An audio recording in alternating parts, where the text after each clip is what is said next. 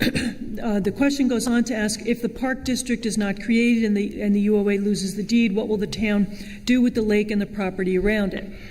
So I guess this specifically with regard to the lake, and you probably all know, if you don't pay your property taxes, ultimately the town has the ability to put a lien on your property and ultimately foreclose on the property if it chooses to, and take the property.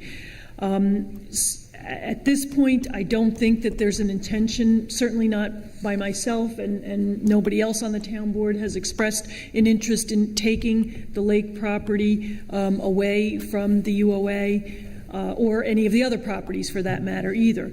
I can tell you that the town went through a process within the last couple of years where we did take a number of properties into the town that we foreclosed on.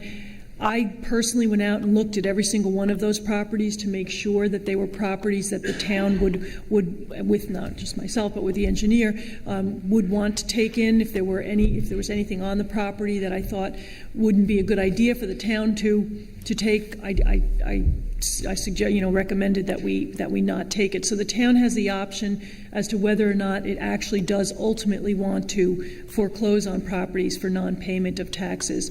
Many properties had gone for multiple years before we actually foreclosed on them recently.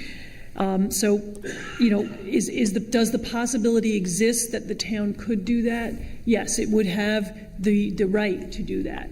The likelihood of it occurring really would be based on the then board that was making that decision at that time.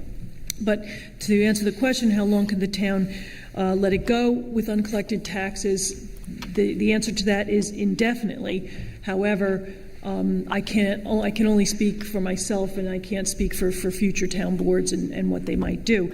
The question is also asked, can it be sold to private investors?